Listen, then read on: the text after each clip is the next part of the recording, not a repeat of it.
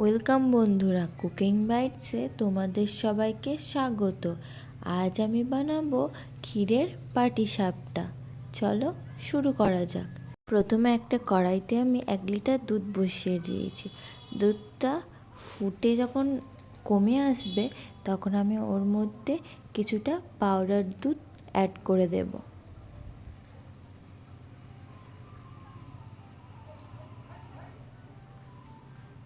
এবার একটু খুন্তি দিয়ে নাড়িয়ে দেব। দেখো দুধটা কতটা মোটা হয়ে এসছে। এবার ওর মধ্যে কিছুটা চিনি অ্যাড করে দেব। তোমরা যেরকম মিষ্টি পছন্দ করো সেরকম অনুযায়ী চিনি দিও। এবারে চিনি দেওয়ার পর এটাকে কন্টিনিউ নাড়িয়ে যেতে হবে যাতে না তলায় লেগে ধরে। খুন্তি দিয়ে আমি কন্টিনিউ এটাকে নাড়িয়ে যাব। বন্ধুরা, আমার এই ভিডিওটা যদি তোমাদের ভালো লেগে থাকে তাহলে লাইক ও সাবস্ক্রাইব করে দিও।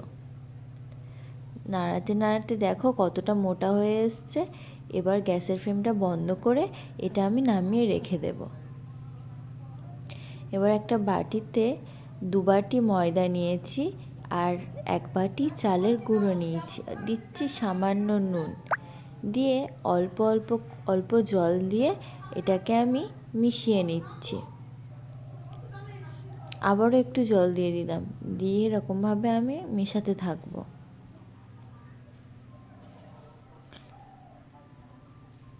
আবারও জল দিয়ে দিচ্ছি, অল্প জল দিয়ে আমি মিশিয়ে নেব।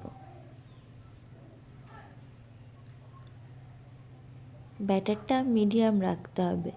এবার এর মধ্যে কিছুটা গুড় অ্যাড করে দেব। গুড়টা দিয়ে আর একটু সামান্য জল দিয়ে দিচ্ছি, দিয়ে আমি ব্যাটারটা বানিয়ে নিচ্ছি। ব্যাটারটা বানানো হয়ে গেলে একটা কড়াই নিয়ে কড়া গরম হলে তাই সামান্য তেল দিয়ে এরকমভাবে ঠিক আমি নাড়িয়ে নেব। এবার একটা বাটি নিয়েই তাতে ব্যাটারটা নিয়ে অল্প করে কড়াইতে দেব, দিয়ে এরকমভাবে সাইডে ঘুরিয়ে নেব।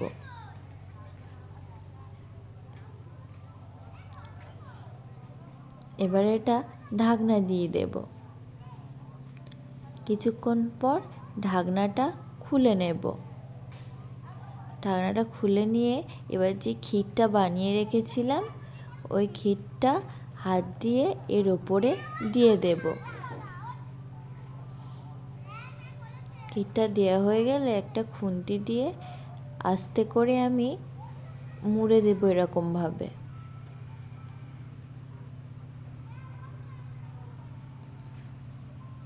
ঠিক এরকমভাবে মুড়তে থাকবো। মোড়া হয়ে গেলে এবার আমি এটা তুলে নেব। আবারও একটু ব্যাটার নিয়ে কড়াইতে দিয়ে আবার ওরকম রাউন্ড করে ঘুরিয়ে নেব।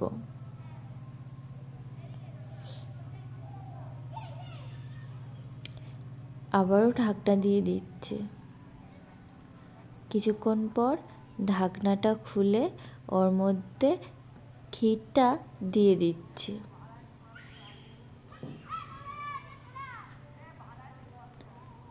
ঠিক একইভাবে আমি এটাকে মুড়ে নেব।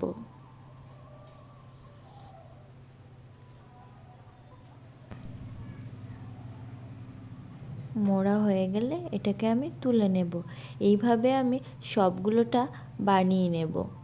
বন্ধুরা, আজ এই পর্যন্ত। আবার আসবো অন্য কোনো রেসিপি নিয়ে। ধন্যবাদ।